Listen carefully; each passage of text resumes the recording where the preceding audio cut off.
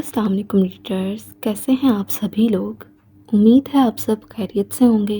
So here is the novel فقیر عشق season 2 of روگ عشق۔ Let start the episode number 34 part number 1۔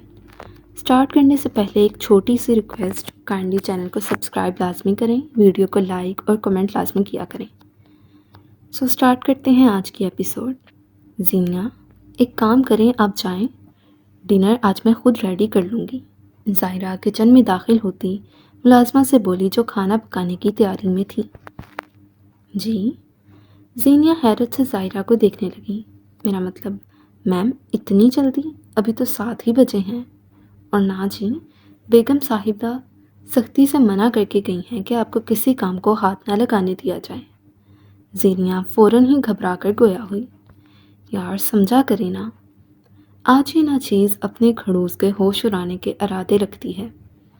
ظاہرہ آنکھ مد کر کے اس قدر شرارت سے گویا ہوئی کہ سامنے کھڑی اس سے کئی سال بڑی لڑکی گڑبڑا کر رہ گئی۔ یار تم تو 2 بچوں کی ماما ہو کر اتنا شرماتی ہو، بھائی کہیں اسی شرم پر تو فدا نہیں؟ ظاہرہ فریج کا جائزہ لیتی آنکھوں میں بلا کی شرارت لیے گویا ہوئی۔ میں چلتی ہوں۔ زینیا گھبرا کر کہتی باہر کو بھاگی تھی۔ پیچھے ظاہرہ کا ایک زوردار قہقہ گونجا۔ اچھا سنو، واچ مین کے علاوہ باقی سب کو بھیج دو۔ ظاہرہ نے اس کو سرونٹ کوارٹر کی جانب بھاگتے دیکھ ہانک لگائی۔ جی اچھا۔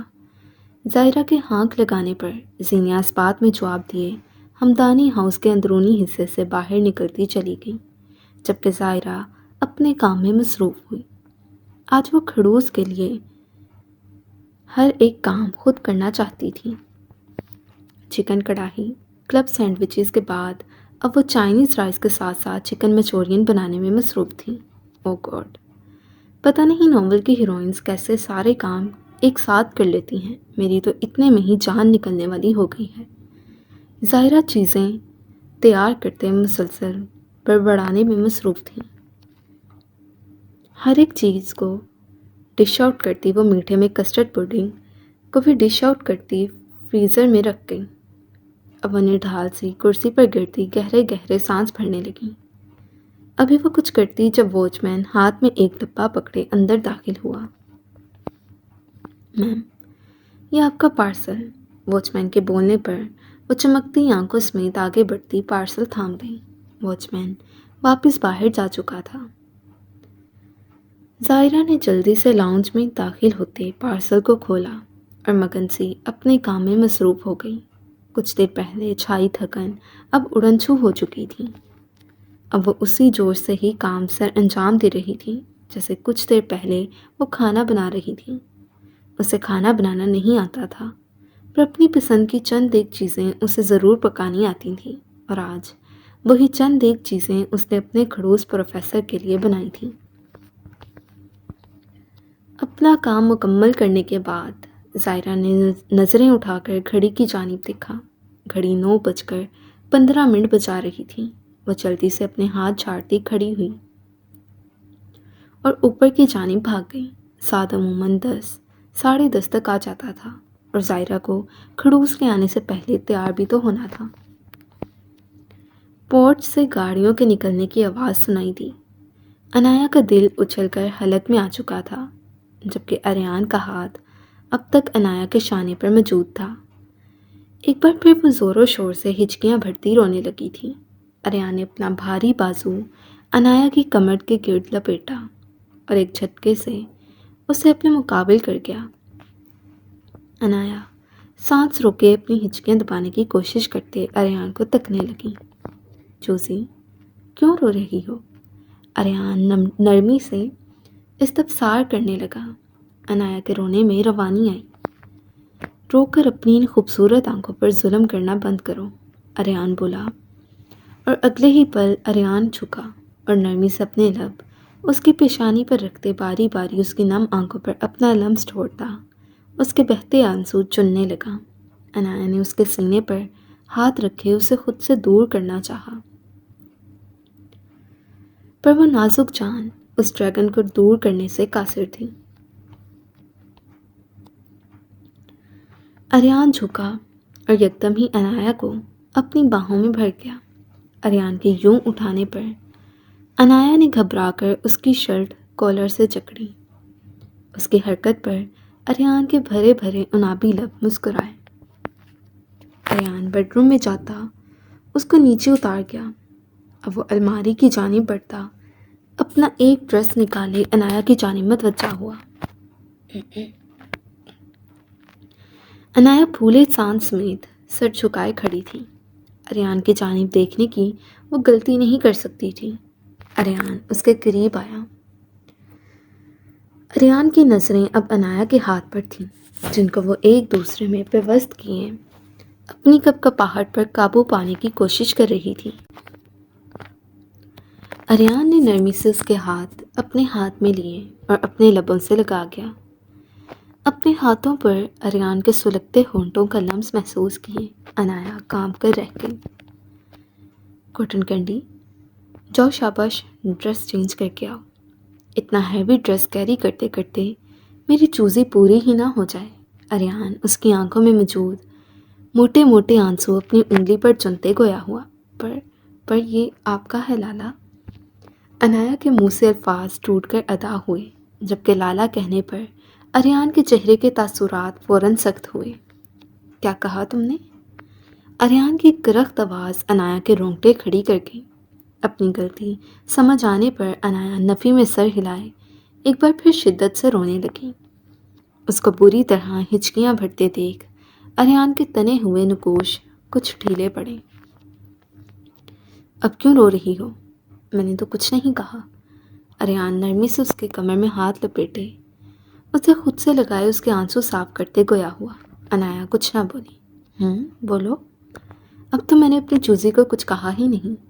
اریان اسے پچکارتے گویا ہوا۔ آپ ایسے دیکھتے ہیں، پھر اب آپ ڈانٹیں گے۔ عنایا سون سون کرتی بے حد معصومیت سے بولتی اریان کو ایک بار پھر اپنا اسیر کر گئی تھی۔ ایک تو میری چوزی کا دل بہت چھوٹو سا ہے۔ اریان اس کے گال پر بہتے آنسو صاف کیے گویا ہوا۔ کاٹن کینڈی، کچھ نہیں کہوں گا، چلو جاؤ شاباش چینج کرو، کل جا کر تمہارے ڈریسز لے آئیں گے، ابھی یہی ویئر کر لو۔ اریان اس قدر نرمی سے بول رہا تھا کہ عنایا کو اپنی سماعتوں پر یقین نہیں آ رہا تھا۔ اریان نے یوں ہی ہاتھ بڑھا کر اس کے دوپٹے کی پنز کھولی اور دوپٹہ سائڈ پر کر گیا۔ شرم و حیا سے عنایا کا چہرہ سرخ ہو چکا تھا، جبکہ اریان اس سے پہلے اس کے نرم و نازک وجود کی رعنائیوں میں کھو کر اسے اپنی شدتوں سے ڈرانے کا سبب بنتا۔ عنایا کے ہاتھ میں ڈریس تھمائے خود باہر جا چکا تھا۔ عنایا نے ایک نظر ڈریس کی جانب دیکھا، پھر واش روم میں گھس گئی۔ تقریباً کچھ دیر بعد وہ نم بالوں سے کمرے میں آئی۔ اریان کی شرٹ اسے بہت زیادہ کھلی تھی۔ نیچے اس نے لہنگے کے نیچے پہنی گئی اپنی جینز ہی ویئر کی ہوئی تھی۔ ابھی وہ پنس پکڑتی شرٹ پر لگاتی جب ایک جھٹکے سے روم کا ڈور کھلا۔ اریان ہاتھ میں فوڈ پیکس پکڑے اندر داخل ہوا۔ عنایا نے جلدی سے شرٹ کو گریبان سے تھامتے اپنے اریاں ہوتے وجود کو ڈھانپا اور رخ موڑ گئی۔ اریان نے ایک نظر اس کے نکھرے نکھرے سراپے کو دیکھا۔ چاکلیٹی براؤن بالوں سے پانی ٹپک کر شرٹ گیلی کرتا جا رہا تھا۔ عنایا کی حرکت اس کی تیز نظروں سے چھپی نہیں رہ سکی تھی۔ اریان آگے بڑھتا آرڈر کیا گیا کھانا ٹیبل پر رکھے وہی پنس اٹھا گیا جو اس نے عنایا کے سیٹ کیے گئے دوپٹے سے اتاری تھیں۔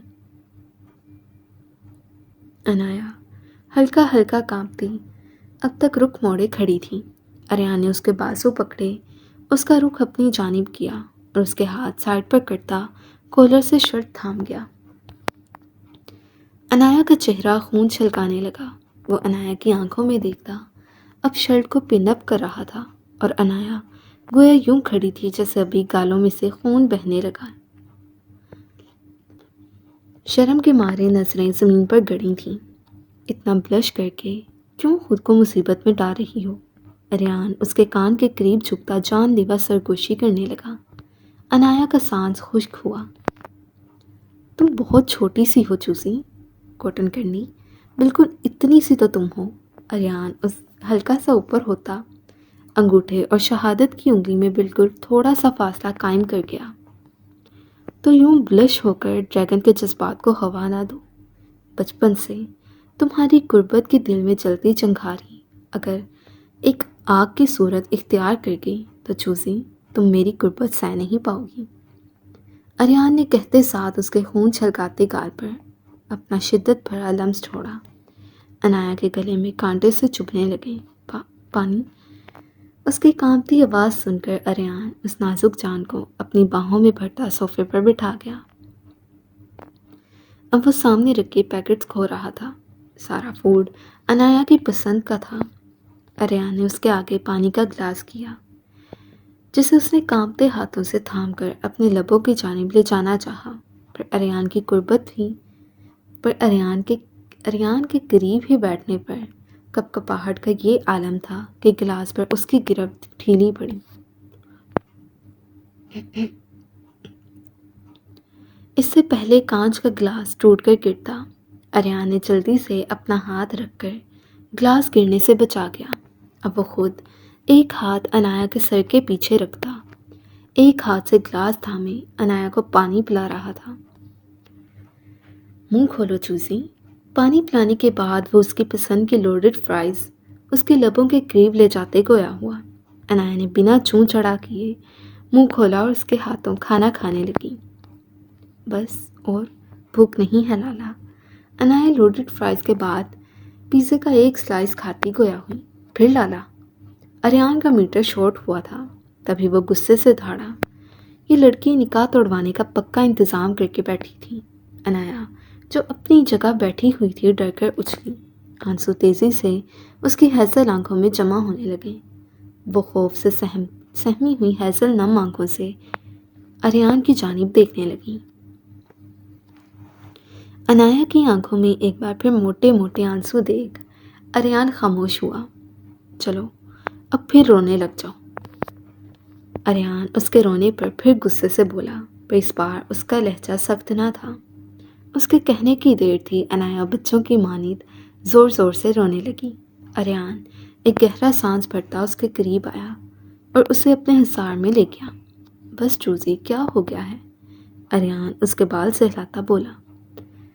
انایا ہنوز اسی پوزیشن میں بیٹھی کیوٹ سی شکل بنائے رونے میں مصروف تھی۔ یہ اتنے آنسو تم لاتی کہاں سے ہو؟ اریان اس کے آنسو صاف کرتا گویا ہوا۔ انایا کچھ نہ بولی۔ اب لالا نہیں کہنا، اوکے؟ ورنہ پھر میں بہت برا پیش آؤں گا۔ اریان اس کے گال تھپکتا بولا۔ ڈائناسور کہیں کے، اب اچھے طریقے سے پیش آ رہے ہیں کیا؟ بار بار چیخ کر میرا ہارٹ فیل کرنے کی پوری کوشش کر رہے ہیں۔ انایا کا دل کیا وہ بولے، پر وہی مرغے کی ایک ٹانگ۔ اریان کے سامنے چاہ کر بھی وہ کچھ نہیں بول پاتی تھی۔ چلو بس کچھ نہیں کھاؤ۔ اریان انایا کو اپنی باہوں میں بھرتا بیڈ کی جانب لے جانے لگا۔ انایا سختی سے آنکھیں میچے اب بیڈ پر چت لیٹی تھی۔ آنسو قطرہ قطرہ اب بھی اس کی آنکھوں سے گرتے تکیے میں جذب ہو رہے تھے۔ انایا میری جان، بس میرا روندو بچہ۔ اریان انایا کے قریب ہی لیٹتا اس کے آنسو صاف کیے گویا ہوا، پھر اس کاٹن کینڈی کا سر اپنے سینے پر رکھ گیا۔ چلو شاباش، سو جاؤ میرا روندو بچہ، میری کاٹن کینڈی تھک گئی ہے۔ آج اریان ملک نے اپنی چوزی پلس کاٹن کینڈی کو ایک اور نام سے نوازا تھا۔ انایا خاموشی سے آنکھیں موند گئی، پر اریان کے سینے پر سر ہونے کی وجہ سے وہ اب بھی کافی حد تک ڈری ہوئی تھی، لیکن اس ڈریگن سے الجھ کر اپنی شامت بھی نہیں بلوا سکتی تھی، سو اسی لیے سوتی بنی۔ وہ اپنے ازلی انداز میں مغرور چال چلتا گھر میں داخل ہوا۔ کالی شلوار قمیض میں دراز قامت قد نمایاں تھا، سرخ سفید رنگت پر سجی بھوری بریڈ وہ بے حد وجیح لگ رہا تھا۔ خود پر نظروں کی تپش محسوس کیے اس نے اپنی گرے آنکھیں اٹھائیں۔ سامنے ہی لاؤنج میں بیٹھے سبھی لوگ اسے تکنے میں مصروف تھے۔ روحان، باسل، ذیشان، علی، تاجی سبھی لوگ وہیں موجود تھے۔ نگاہیں بھٹکتی ایک بار پھر اس پری پیکر پر جا کر ٹکیں، وہ بھی اسے ہی دیکھنے میں مصروف تھی۔ हासिम ने एक नज़र राइमा को देखा, फिर बाकी सबकी जानिब मतवज्जा हुआ। हारिस स्पार्ट चेहरा लिए खड़ा हुआ और मजबूत कदम उठाता हासिम के सामने जाकर खड़ा हुआ। वहां बैठे सभी नफूस सांस रोके बैठे थे। हासिम, अनाया कहाँ है? हारिस सख्त लहजे में बोला। हासिम ने एक नज़र, अल्लाह ज़ुबान को पता नहीं क्या हो रहा है। खैर, हासिम ने एक नज़र सबकी जानिब देखा, फिर हारिस की तरफ देखने लगा। बाबा जान, मैं अनाया का निकाह करवा चुका हूँ। उसने बड़े आराम से सबके सरों पर बम फोड़ा। सभी एकदम हक्का बक्का खड़े हुए थे। रोहान ने परेशानी से अपनी पेशानी सहलाई। जोया ने उसके कंधे पर हाथ रखा। किससे? हारिस ने जब्त से सुर्ख पड़ती आंखों से हासिम को देखा। हासिम ने झुकी नजरें उठाई और हारिस की अंगारा होती ग्रे आंखों में देखा। अरियान से। चट्टा। हासिम के बोलने की देर थी। अगले ही पल एक जोरदार तमाचे की आवाज़ लाउंज में गूंजी। सभी लोग एकदम खड़े हुए। राइमा भी दहल कर रह गई। हासिम का चेहरा हत्ता के कान सुर्ख हो चुका था। आज जिंदगी में पहली बार उसे अपने बाप से थप्पड़ पड़ा था। तुम होते कौन हो उसकी ज़िंदगी का फैसला करने वाले? हारिस ने एक बार फिर उस पर हाथ उठाना चाहा। जब दाजी आगे बढ़ते हारिस का हाथ सख्ती से थाम गए। वो कुछ ना बोला, बस सुर्ख चेहरे से हारिस को देखता रहा। दाजी, मत रोके मुझे। इसी बेगैरत ने वली का एक्सीडेंट करवाया है। हारिस पे काबू होता गुस्से से धाड़ा। हासिम ने नासमझी से अपने बाप को देखा, जो न जाने क्या कह रहे थे। उसकी समझ में कुछ नहीं आ रहा था। शुक्र है उसकी किस्मत अच्छी थी, वो बच गया, वरना जितनी बुरी तरह उसका एक्सीडेंट हुआ है वो ऐन उसी वक्त मर भी सकता था। हारिस गहरे गहरे सांस भरता गोया हुआ। बाबा जान, मैंने वली का एक्सीडेंट नहीं करवाया। इनफैक्ट मुझे इस बात का इल्म भी अभी हुआ है। हासिम जब से मुठ्ठियाँ भींचे गोया हुआ। बकवास बंद करो अपनी हासिम खान, दफ़ा हो जाओ यहाँ से। आइंदा मेरे सामने अपनी शक्ल लेकर मत आना। मर गए आज से तुम मेरे लिए। हारिस गुस्से में न जाने क्या क्या बोल गया था। अक्सर इंसान गुस्से में ऐसे सख्त अल्फाज बोलने की गलती कर देता है जिसका पछतावा उसे मरते दम तक सहना पड़ता है। हारिस खान के साथ भी ऐसा ही कुछ होने वाला था। हासिम ने एक नज़र हारिस को देखा, फिर सुर्ख चेहरा लिए लहू छलकाती आंखों से तेजी से जीने फलांगता ऊपर की जानिब बढ़ गया। थप्पड़ हासिम को पड़ा था, लेकिन उसकी तकलीफ राइमा को महसूस होने लगी थी। वो आंसू से लबरेज आंखों से ऊपर की जानिब देखने लगी, जहां से अभी हासिम गया था। हारिस कुछ भी कहे बगैर अपने कमरे में जाकर बंद हुआ। सभी लोग आहिस्ता आहिस्ता रुखसत होने लगे। वो भी कुछ मिनट पहले ही इशार को शासिल के रूम में छोड़कर आई थी, फिर खुद बिना कुछ कहे अपने कमरे की जानिब बढ़ गई। शासिल उठकर मौलवी को लेता बाहर चला गया, जबकि आशिर ने दुख भरी निगाहों से फारिया के रूम के बंद दरवाजे को देखा।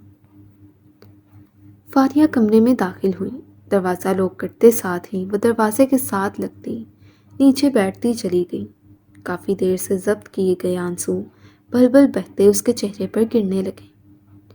आशिर खामोशी से उठा और फारिया के दरवाजे के साथ पुश्त लगाए खड़ा हो गया। वक्फे वक्फे से फारिया की अजियतनाक सिसकियां उसे सुनाई दे रही थीं।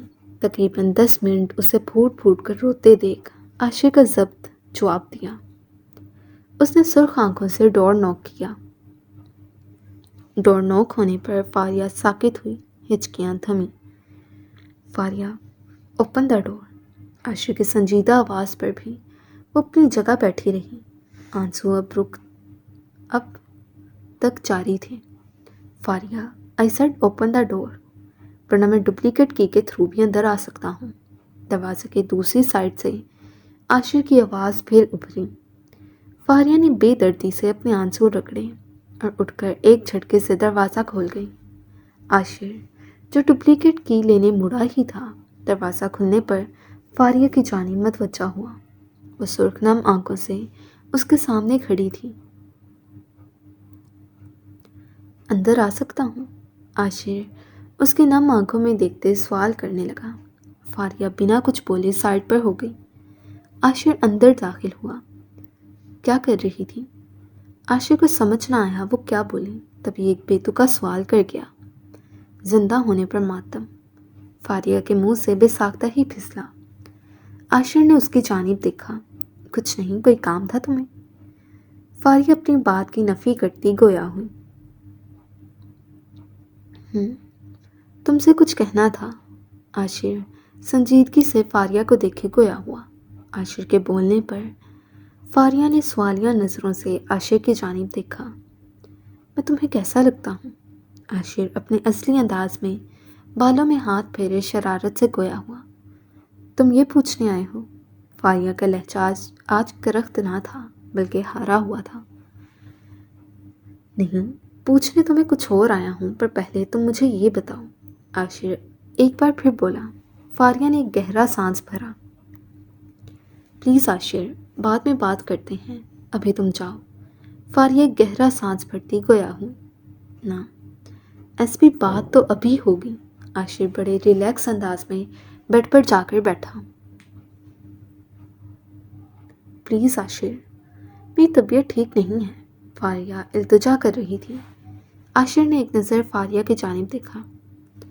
تمہیں پتہ ہے، میں نے ایک مووی دیکھی تھی جس میں ایک لڑکی ہوتی ہے جو ایک لڑکے کی محبت میں پاگل ہوئی ہوتی ہے، اور وہ لڑکا اس لڑکی کو نظر بھر کر بھی نہیں دیکھتا، پھر ایسے ہی سب کچھ چلتا رہتا ہے۔ وہ لڑکی دن بہ دن اس کی محبت میں ڈوبتی رہتی ہے۔ فاریہ کی آنکھوں میں مرچیاں سی کھلنے لگیں۔ وٹ ربش! عاشر یکدم منہ بنا کر بولا۔ خیر آگے سنو۔ پھر اس لڑکے کی ایک دن شادی ہو جاتی ہے، اور تمہیں پتہ ہے وہ لڑکی خود ہی اس کی شادی کرواتی ہے۔ کتنی عجیب مووی تھی نا؟ عاشر جو ہاتھ میں پکڑا موبائل گھما رہا تھا، یکدم فاریہ کی جانب دیکھا جس کی آنکھوں سے آنسو گرنے کو بےتاب تھے۔ ارے ایس پی، تم کیوں رو رہی ہو؟ عاشر اس کے قریب جاتا گویا ہوا۔ فاریہ نے فوراً اپنا رخ پھیر کر اپنی جلتی آنکھیں صاف کی۔ نہیں تو، فاریہ کی روندھی ہوئی آواز اسے سنائی دی۔ ویسے مجھے تمہاری زندگی بھی اسی سٹوری کی طرح لگ رہی ہے۔ بائی دا وے، یہ تو بتاؤ کتنی محبت کرتی ہو اس سے؟ عاشر مزاحیہ انداز میں گویا ہوا۔ کیا مطلب؟ فاریہ دبا دبا چنگھاڑی۔ مطلب تو صاف ہے، وہ کبھی بھی تمہارا تھا ہی نہیں۔ عاشر ایک بار پھر گویا ہوا۔ ایسی بات نہیں ہے، فاریہ دانت پیس کر گویا ہوئی۔ مجھ سے جھوٹ نہیں بول سکتی تم، عاشر چیلنجنگ انداز میں گویا ہوا۔ اور ویسے بھی میں سب جانتا ہوں۔ عاشر نے ایک اور پتا پھینکا۔ کیا جانتے ہو تم؟ فاریہ کو غصہ آنے لگا تھا۔ سب کچھ۔ ویسے یہ بتاؤ، اپنی محبت کو کسی اور کے حوالے کر کے کیسی فیلنگز آتی ہیں؟ عاشر مسکرا کر گویا ہوا۔ کچھ نہیں جانتے تم، سمجھے؟ کچھ نہیں جانتے، فاریہ کا ضبط جواب دیا تھا۔ وہ پوری قوت سے عاشر کے سینے پر ہاتھ رکھے چیخی۔ اگلے ہی پل آنسو سرخ انگارہ آنکھوں سے گرتے گالوں پر بہنے لگے۔ تم کچھ نہیں جانتے، تم بس مذاق کر سکتے ہو۔ کبھی کسی سے محبت کرو اور وہ تمہاری آنکھوں کے سامنے کسی اور کو عطا کر دیا جائے، پھر میں تم سے یہ سوال پوچھوں گی۔ فاریہ غصے اور بے بسی سے چیخ رہی تھی، اور عاشر خاموشی سے کھڑا تھا۔ درد ہوتا ہے، سنا تم نے؟ کلیجہ پھٹ جاتا ہے، انسان زندہ لاش بن جاتا ہے۔ وہ مرنا چاہتا ہے پر موت نہیں آتی۔ وہ اذیت کی انتہا کو پہنچتی بری طرح رو رہی تھی۔ عاشر نے آگے بڑھ کر اس کو تھامنا چاہا، جب وہ ایک بار پھر شدت سے اسے دھکا دیے خود سے دور کر گئی۔ تم بس دوسروں کا مذاق بنا سکتے ہو، تم جیسے شخص کو کبھی کسی سے محبت نہیں ہو سکتی۔ فاریہ تڑپتے ہوئے گویا ہوئی۔ عاشر بے بسی سے مسکرایا۔ چلے جاؤ تم، چلے جاؤ، مجھے اور تنگ نہیں کرو پلیز، فاریہ سے سکتے ہوئے التجا کرنے لگی۔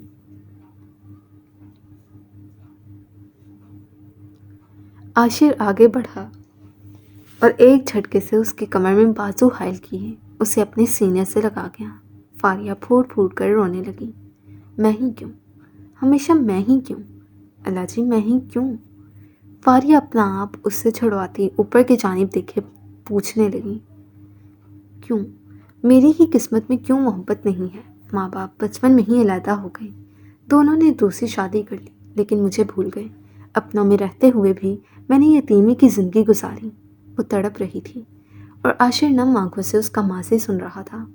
آج اسے سمجھ آیا تھا وہ اتنی حساس کیوں تھی۔ مجھے بھی ضرورت تھی، میں بھوکی تھی، اپنے ماں باپ کی محبت کے لیے میں بھوکی تھی، پر وہ تو پیدا کر کے ہی بھول گئے۔